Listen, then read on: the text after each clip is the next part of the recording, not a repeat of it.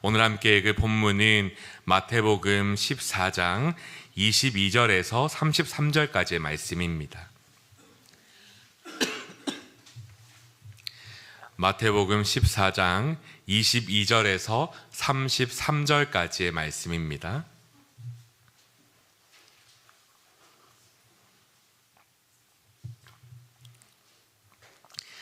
찾으신 줄 알고 저희가 이제 함께 한 절씩 교독할 텐데요.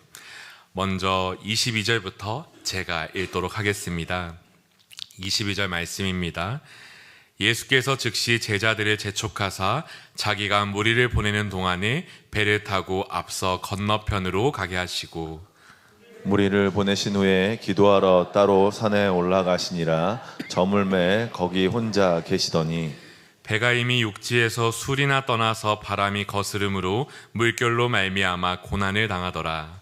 밤 사경에 예수께서 바다 위로 걸어서 제자들에게 오시니 제자들이 그가 바다 위로 걸어오심을 보고 놀라 유령이라 하며 무서워하여 소리 지르거늘 예수께서 즉시 이르시되 안심하라 나니 두려워하지 말라.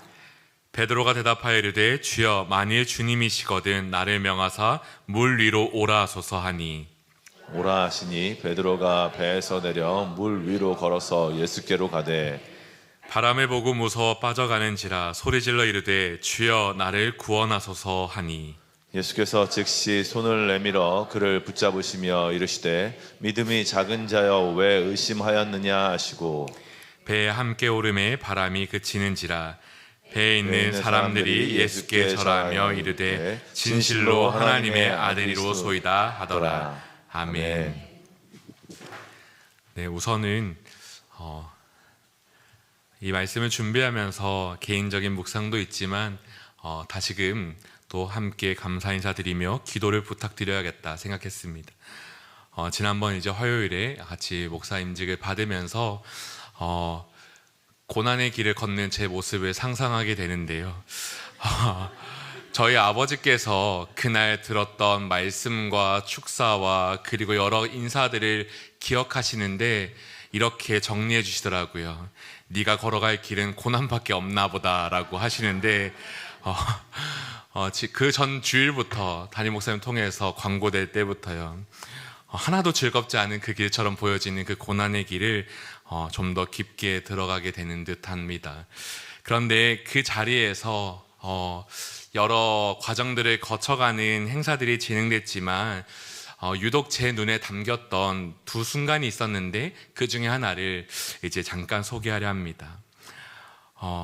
이제 목사 임직을 받는 자들 그리고 또 그 길을 준비하는 강도사 인허를 받는 사람들 또 함께하는 성도들에게 이제 그 말씀이 나누어지고 그런데 그 자리에서 이제 이미 저희보다 앞선 길을 걸었던 이제 은퇴 목사님 두 분이 계셨거든요. 근데 그 두 분을 향한 축사 가운데에서 이 말씀 구절이 제 눈에 이렇게 좀 들어오더라고요. 디모데후서 4장 7절 8절 말씀인데 이거는 제가 그냥 읽겠습니다. 나는 선한 싸움을 싸우고 나의 달려갈 길을 마치고 믿음을 지켰으니 이제 후로는 나를 위하여 의의 면류관이 예비되었으므로 주 곧 의로우신 재판장이 그날에 내게 주실 것이며 내게만 아니라 주의 나타나심을 사모하는 모든 자에게도니라. 목사 임직이라는 것을 갖게 되고 이제 그 길을 걷게 되는 저에게 하나님이 아주 오랜 뒤의 이야기 같은데 그런데 제가 붙잡고 설 중심을 허락하셨다라고 생각이 들었습니다.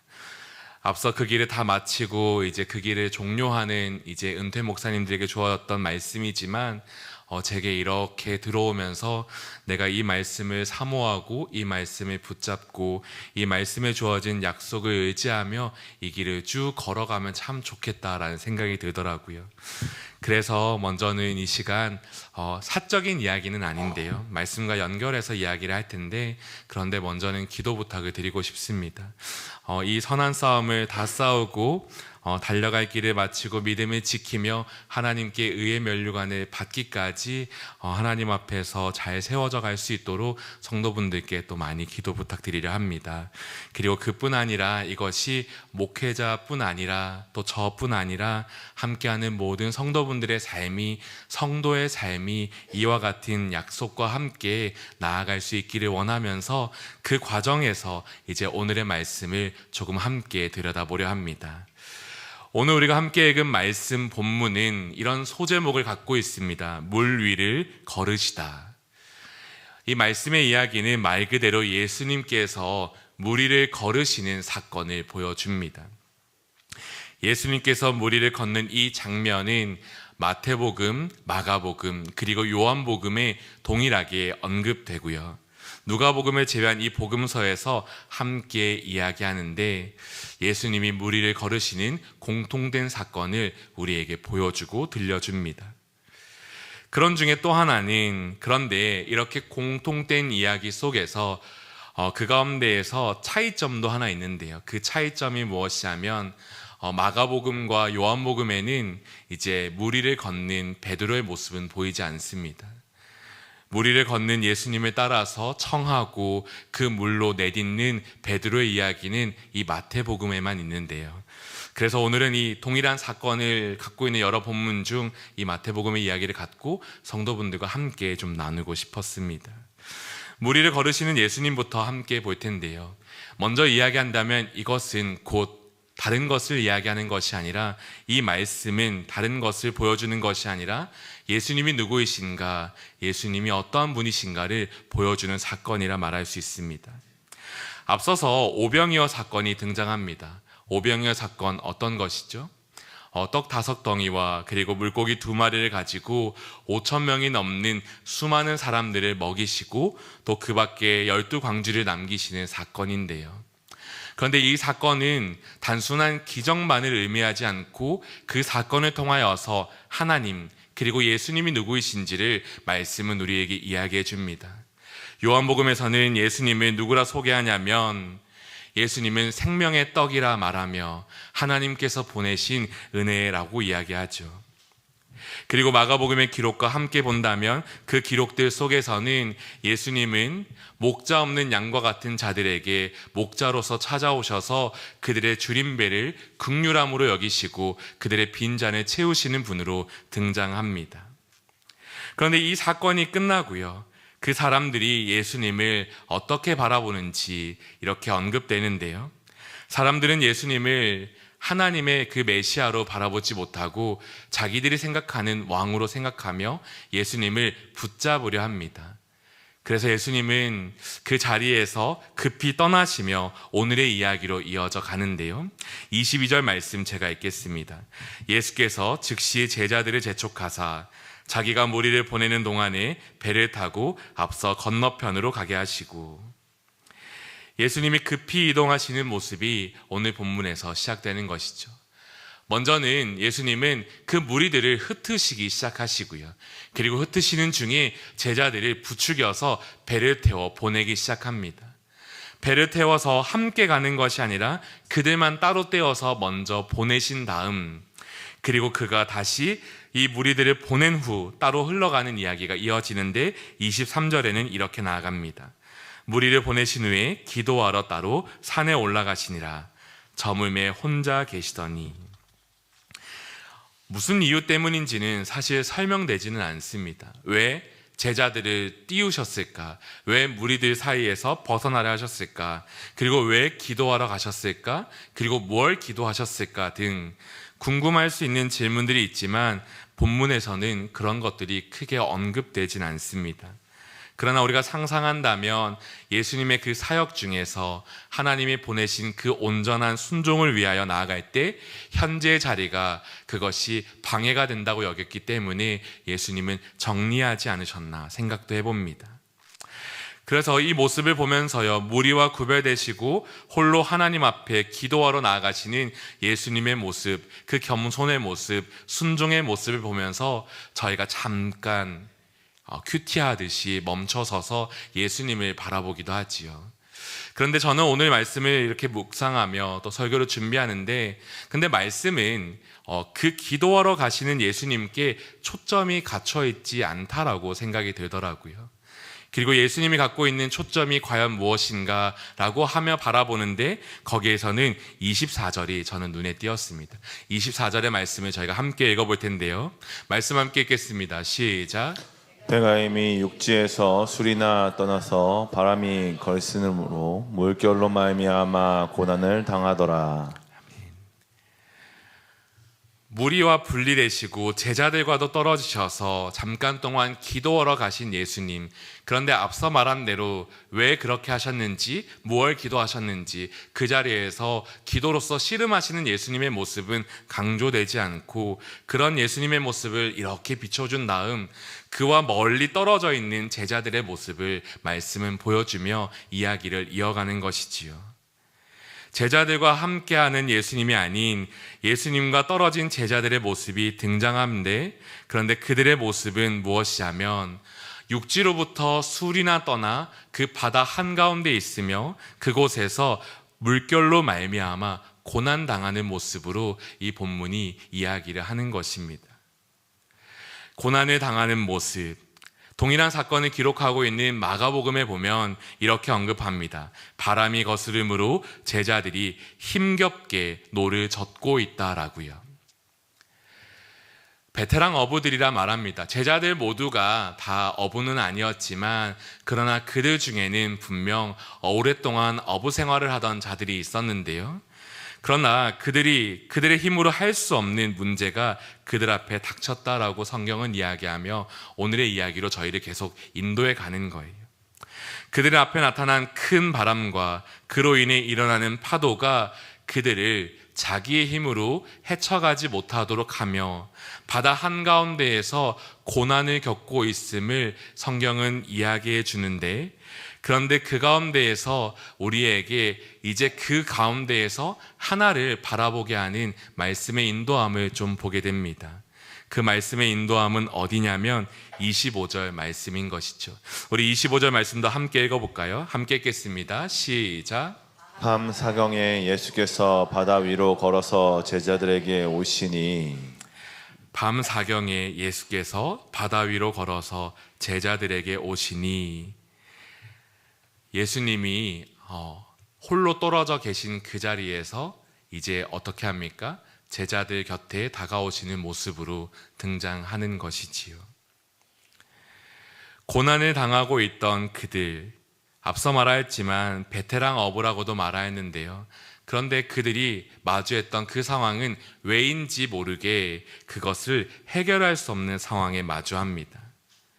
단순히 힘겹게 노를 저으며 이것을 잘 헤쳐가고 있다라고 말하지 않고 힘겹게 노를 젓고 있으며 그것이 고난이라고 말하고 있는데 그런데 그 상황이 마치 예수님이 필요한 상황이라 소개하듯이 이야기하고요. 그리고 다시금 그 자리에 예수님이 떨어져 계시다가 찾아오시는 모습으로 등장하는 것이지요. 많이들 들어보셨을 텐데 이때 밤 사경이라 함은 새벽 3시부터 오전 6시까지 가장 밤이 깊다라고 말하는 그런 시간대를 말하는데 오랫동안 씨름하던 가장 지쳐있는 그때에 예수님이 등장하고 있다고 이야기를 합니다. 그리고 동일한 기록을 갖고 있는 마가복음 48절은 이렇게 이야기하는데요. 우리 여기까지 함께 읽어보겠습니다. 함께 읽겠습니다. 시작. 바람이 거스름으로 제자들이 힘겹게 노 젓는 것을 보시고 밤 사경쯤에 바다 위로 걸어서 그들에게 오사 지나가려 하시네. 무리를 걸으시는 예수님의 이야기, 저희가 그 이야기의 시작을 같이 보고 있는데요. 이 이야기는 단순히 예수님이 물 위를 걸었다라는 기적을 소개하는 책은 아닙니다. 그 기적을 소개하는 가운데에서 무엇을 보여주냐면 고난당하고 있는 제자들 곁에 다가오시고 찾아오시는 예수님의 모습을 보여주는 이야기인 것이지요. 방금 읽었던 마가복음 48절 중반에 보면요. 아주 멀리 떨어져 있는데 그런데 한 단어가 표현됩니다. 그것은 무엇이냐면 그 제자들이 힘겹게 노를 젓고 있는 것을 예수님이 보셨다라는 것을 먼저 이야기합니다. 눈으로 보신 거예요. 그리고 그 보신 것을 갖고 이후에 시간이 조금 흐른 뒤 예수님은 그들을 향해 걸어오시는 모습을 보여주는 거죠. 우리 곁에 다가오시듯 제자들 곁에 다가가시는 모습인 것입니다. 그런데 보고 다가오시는 모습 속에 또 무엇이 표현됩니까? 예수님이 걸어오시는 길은 육지 또는 잔잔한 바다 또는 저희와 동일하게 배를 타고 오는 것이 아니라 그 자리에 물 위를 걸으시며 다가오시는 것을 말씀은 이야기하는 거예요. 이런 상황 속에서 제자들은 경황이 없어서 우왕좌왕하고 있다가 그 예수님으로 보이는 형체가 등장하니 놀라기 시작합니다. 그래서 말하죠. 와, 유령이다. 어떡하지? 와, 어떡하지? 라고 하는데, 그런데 그 자리에 예수님이 등장하셔서 자기를 드러내시고 단 한마디의 말씀을 하십니다. 무엇입니까? 27절 말씀인데요. 예수께서 즉시 이르시되 안심하라. 나니 두려워하지 말라. 저는 먼저 이 본문을 묵상하면서 원래는 이 본문의 이 예수님의 이야기를 처음에는 보지 못하여서요, 그냥 지나쳐 갔었는데 오늘 다시금 이 말씀을 정비하면서 주신 마음에 따라서 소개하고 싶었습니다. 무엇이냐면 예수님께서 고난 중에 처한 제자들의 모습을 멀리서 보고 계시고 그들에게 다가오시며 그들에게 다가가실 때에는 바다를 가르시듯 그 바다 위를 지나오시며 그들에게 찾아오셨다는 것입니다. 그리고 그들에게 예수님은 다음과 같이 말씀하십니다. 안심하라. 나니 두려워 말라. 무리를 걸으시는 예수님의 이야기는 먼저 예수님이 누구냐라고 다시금 우리에게 소개해주는 이야기입니다. 예수님은 누구이실까요? 오늘 본문 맨 마지막에 등장한 대로 보면 이 예수님은 하나님의 아들이심을 보여줍니다. 하나님의 아들이신 예수님께서 풍랑을 가르시고 제자들 곁에 찾아오시며 말씀하시는 것이죠. 안심하라. 나니 두려워 말라.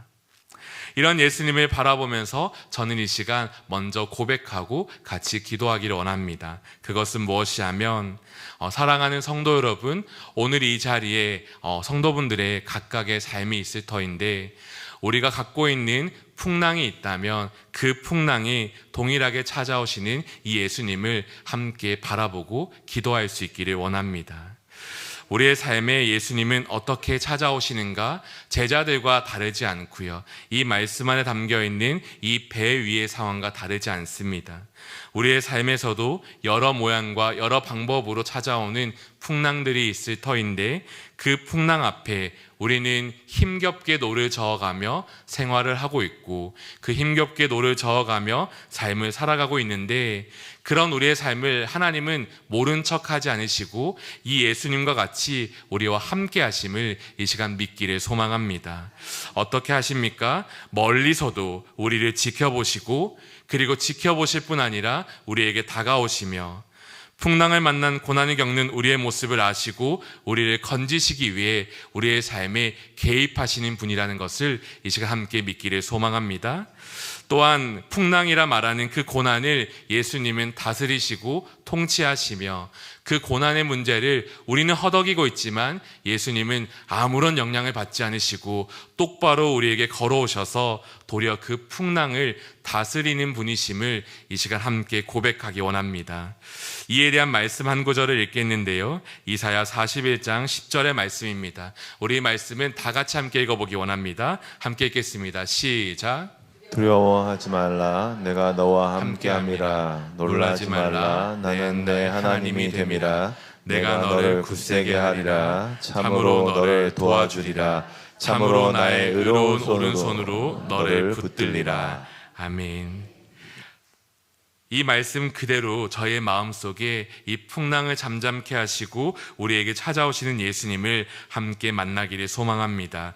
두려워하지 말라. 내가 너와 함께함이라. 놀라지 말라. 나는 내 하나님이 됨이라.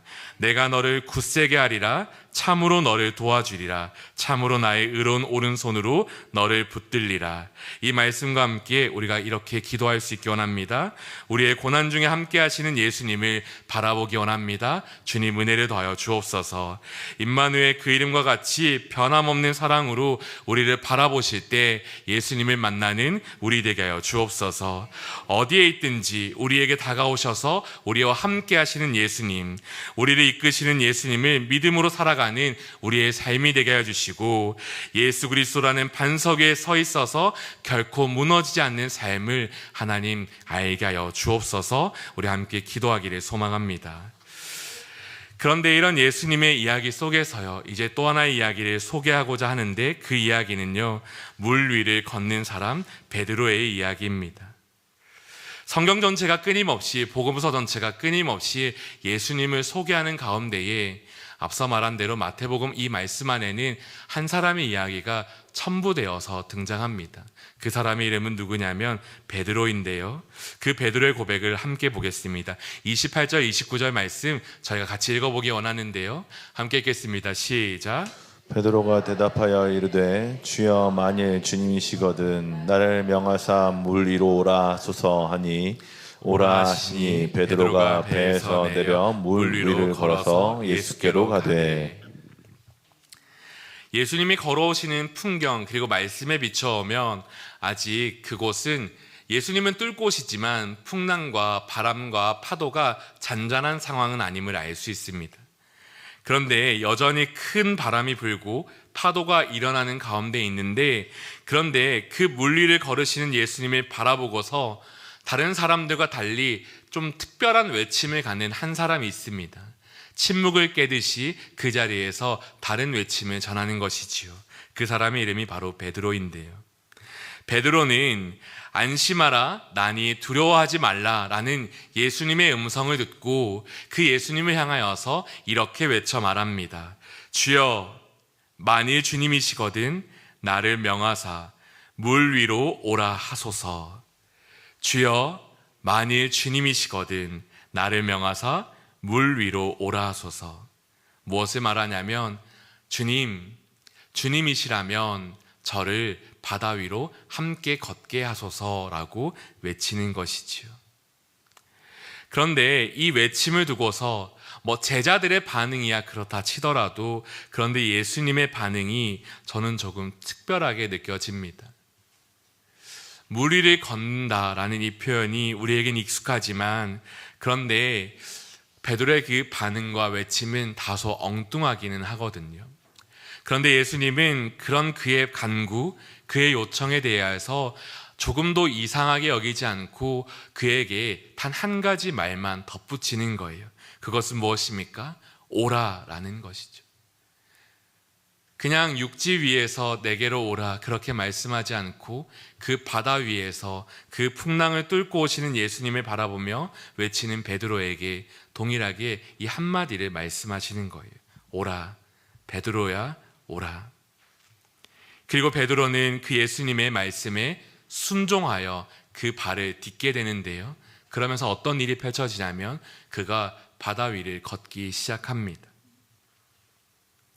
몇 걸음인지는 알 수 없는데 놀라운 것은 그가 바다 위를 걸었다는 데 있습니다.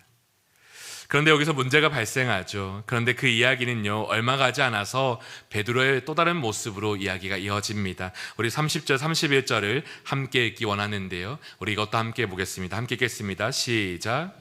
바람을 보고 무서워 빠져가는지라 소리질러 이르되 주여 나를 구원하소서 하니 예수께서 즉시 손을 내밀어 그를 붙잡으시며 이르시되 믿음이 작은 자여 왜 의심하였느냐 하시고. 그렇습니다. 그가 얼마 가지 못하여서 바다에 빠지기 시작한 것이지요. 바다에 빠져가는 그의 모습을 보면서 스스로도 주체할 수 없으니까 말하는 것입니다. 주여 나를 구원하소서. 이것을 보면 얼마나 초라한 모습이지 않을까 생각이 됩니다. 호기롭게 바다 위로 자기의 발을 내딛는 모습을 보게 되는데, 그런데 몇 걸음도 가지 못하여서 그가 바다 위에서 허덕이는 것을 보니 저는 조금 우스꽝스럽기도 하지 않을까 생각도 들었습니다. 그리고 그는 조금은 부끄러운 듯 막 그렇게 허덕이면서 그리고 그곳에서 예수님을 향해 외치는데 예수님이 이렇게 말씀하시죠. 먼저는 손을 내밀고 그를 붙잡으시며 믿음이 작은 자여 왜 의심하였느냐 하시고 그와 함께 배에 오르시며 이야기는 끝이 납니다. 저는 이 말씀이요, 예수님이 하신 이 말씀이요, 믿음이 작은 자여 왜 의심하였느냐, 이 문장을 보면서 베드로의 모습이 좀 더 내 이야기처럼 들려오며 부끄럽기도 하다고 생각이 들었습니다. 무리를 걸을 때의 믿음은 강한 것 같이 보였지만 얼마 가지 않아 그의 작은 믿음이 드러나고 그 작은 믿음으로 인하여서 삶에서 아무 능력도 힘도 없이 그저 허덕이게 되는 그런 삶, 바꾸어서 의심하며 넘어지는 그런 삶, 그리고 죽음 앞에 마주하니 두려워서 주님 살려주십시오 하는 그런 삶, 그런 모습에 집중하다 보면 이 베드로가 무리를 걷는 모습이 별 대단한 게 느껴지지 않았던 것 같습니다. 그런데 이번 수요기도를 설교를 준비하면서 그런데 저는 이 본문이 이전과 달리 조금 다르게 느껴지더라고요. 이 본문을 보는데 특별히 28절, 29절 그리고 30에서 31절 이 말씀, 베드로가 무리를 걷고 또 그 물에서 빠지는 모습이 조금 달라 보이는데 어쩌면 이 달라 보이는 이 모습이 하나님이 저희에게 주시는 마음이지 않을까 싶어서 너무 나누고 싶었습니다. 우리의 기억 속에서 베드로의 모습을 상상하면 수제자로서 멋진 모습들을 생각하게 됩니다. 멋진 믿음을 갖고서 하나님께 쓰임받는 사람으로 대표되는 제자로 등장하지요. 그런데 지난 수요 기도회와 저는 이 말씀이 연결이 되어서요, 아주 오래 전이었는데 이전에 제가 예수님을 만난 첫 이야기로서 베드로를 나눴던 그때와 이 본문이 같이 연결되어서 보이더라고요. 기억하실지 모르겠지만 과거 베드로의 모습은 어떠했냐면 예수님께 조금 더 적극적으로 나가지 않는 모습을 가졌던 사람이었습니다. 그의 형제 안드레가 예수님을 만나서 너무 큰 기쁨을 누리면서 이렇게 베드로에게 와서 말해요. 베드로, 내가 예수님을 만났어. 베드로, 내가 말씀에서 우리에게 약속된 그 메시아를 만났어. 나와 함께 저 예수님께로 가서 예수를 바라보자. 그런데 그 베드로는 같이 따라가지만 그 예수님과 동행하지 않거든요. 그리고 얼마간의 시간이 흐르고 예수님의 여러 사역으로 인하여서 주변에 놀라운 일들이 펼쳐지는 가운데에 그의 장모가 열병으로 있다가 고침받는 사건도 지나가는데 그때에도 베드로가 어떠했다 등장하지 않았습니다. 그리고 또 시간이 흘러서 또 여러 상황 속에서 베드로가 있는데 사람들이요, 베드로와 달리 막 예수님께로 엄청나게 몰려드는 때였는데 그런데 베드로는 꿈쩍도 하지 않고 도리어 예수님만 약간 스토커같이 쫓아다니는 것을 보게 되거든요. 그런데 어떻게 됩니까? 그 자리에서 베드로가 결국 주를 고백하지 않습니까? 그리고 시간이 흘러서 주를 고백하고 예수님을 따르던 그의 모습이 오늘 본문에서 그의 이름과 함께 조금 도드라지는데, 그런데 그의 모습이 달라졌다라는 게 눈에 확 들어오더라고요. 예수님의 제자로서 예수님과 동행하며 변화된 삶의 이야기가 조금씩 쌓여가는 그의 삶에는 어떠한 변화가 있냐면 완벽하지 않더라도 조금 더 적극적으로 한 걸음을 내딛는 신앙인의 모습이 담겨 있는 것이지요. 한번 생각해 봅니다. 어디가 안전할까? 배 안이 안전할까? 배 밖이 안전할까? 저희가 생각할 때에도, 제가 생각할 때에도, 그런데 베테랑 어부였던 그가 생각할 때에도 그 풍랑이 치고 있는 바다 위를 나간다는 건 조금의 상식도 허용되지 않는 어리석고 위험한 행동이었는데요. 그런데 그가 그것을 조금도 생각하지 않고 예수님께 분명하게 이렇게 외치는 것이었습니다. 주여, 만일 주님이시거든 나를 명하사 무리로 오라 하소서. 이전에는 단 한 걸음도 예수님께 나아가서 예수님, 나를 인도하여 주옵소서, 나를 이끌어 주옵소서, 나를 불러주십시오, 나와 함께 해주십시오, 이런 외침이 하나도 없던 베드로가 오늘 조금 다른 모습으로 보이는 거예요. 주님, 내게 한 걸음을 허락하여 주옵소서. 만일 주님이시거든, 주님이 허락하시거든 이 바다 위로 걷게 하소서. 그뿐입니까? 그뿐 아니라 그의 걸음은요, 예수님께 묻고 그 예수님의 말씀에 반응하는 삶으로 바뀌어가는 거예요. 어떻게 해요? 예수님의 부르심에 응답하는 것입니다. 예수님의 대답이 무엇이었죠? 오라라는 것이었죠. 상식을 깨는 그 자리에 잘못된 질문이라 할지라도 그 질문을 드리는데 예수님은 그에 대해서 막 다른 더 얘기를 하지 않고 단 하나의 말씀만 하시거든요. 오라. 그런데 그 말씀만 붙잡고 베드로가 어떻게 하냐면 그 물 위로 발을 내딛는 것을 봅니다. 우리의 상식은요, 물 위로 발을 내디디면 곧장 물에 가라앉아서 죽는 것이 당연한데, 그런데 베드로는 그 길을 걷는 거예요. 그런 그에게 나타난 것이 무엇입니까? 단순히 혈기가 아니라 예수님과의 동행함으로 쌓아가던 그의 삶의 변화는 무엇을 얻게 하냐면 예수님의 권능을 조금씩 알아가는 삶으로, 말씀의 능력을 조금씩 경험하는 삶으로 바뀌어가고 있음을 보는 것이죠. 비록 완벽하지 않더라고요. 그러면서 이야기는 이어지는 것입니다. 곧장 그가 바다에 빠지는데요. 이렇게 생각을 하면서 말씀을 보는데, 말씀은 분명 의심하고 있는 베드로를 이야기하지만, 그러나 저는 이 수요 기도를 준비하면서 들었던 이 말씀에서는 조금 다른 마음이 들더라고요. 정말 예수님이 의심한 베드로의 그 잘못을 콕 집어서 너 왜 의심했니? 그냥 믿고 나오면 될 것을 이렇게 말씀하셨을까 생각이 들었습니다. 그리고 혹시나 하는 마음으로 상상하게 되었습니다. 말씀이 이야기하는 것은 너 왜 의심했니? 그러니 너가 물에 빠지지가 아니라 베드로야, 잘했다. 믿음으로 내게 내딛는 그 한 걸음 정말 잘했다. 너가 정말 많이 달라졌구나. 과거에는 내게로 적극적이지 않던 너가 이제는 내게 이 한 걸음을 내딛다니 잘했다. 이 순간을 기억하렴. 너가 이 한 걸음을 내딛고 그 누구도 경험하지 못했던 그 물 위를 딛고 걸었던 그 모습을 너는 기억하렴. 그리고 의심하지 말렴, 두려워하지 말렴.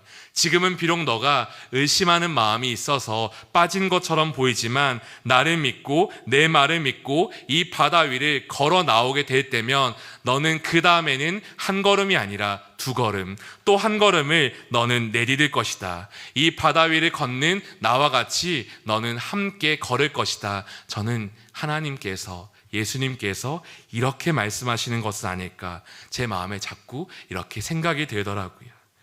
그래서 이런 고백을 함께 나누고 그리고 같이 기도하고 싶었습니다.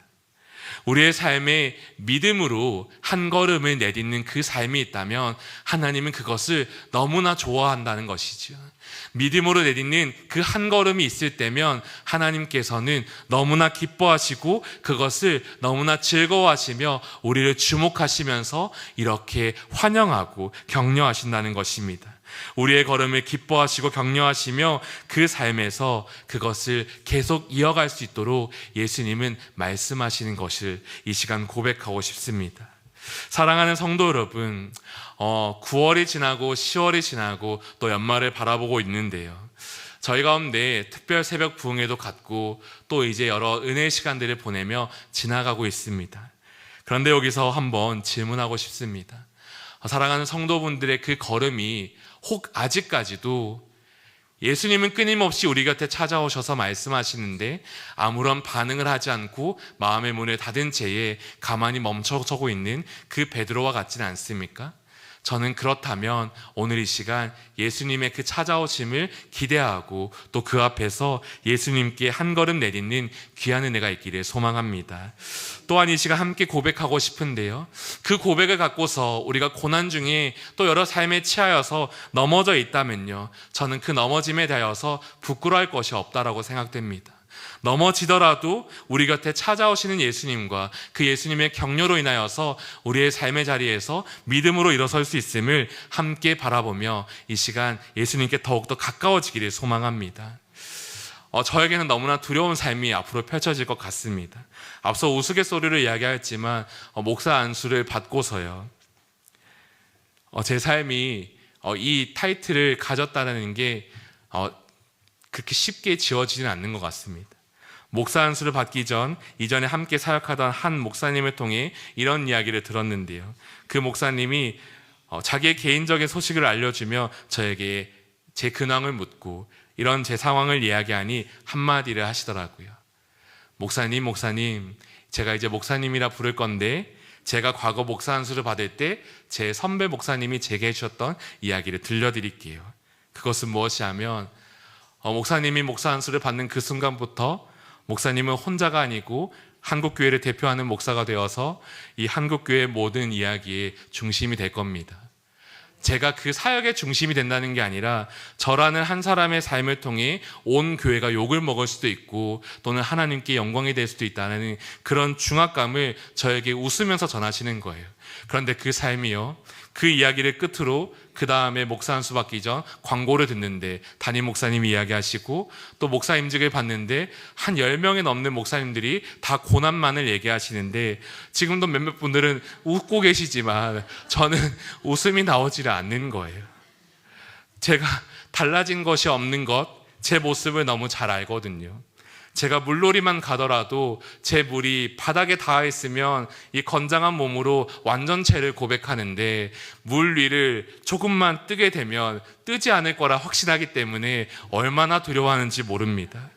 그런데 믿음 또한 마찬가지인 거예요. 제 모습이 얼마나 겁쟁이인지를 알고 얼마나 용기 없는지를 알고 얼마나 담대하지 못한지를 알아서요, 제 삶이 누구에게 복음을 전할 수 있을까, 누구에게 예수님을 증거할 수 있을까, 누구에게 담대히 하나님을 전하며 하나님의 이야기를 이어갈 수 있을까, 지금 이 자리에서도 두렵단 말이죠.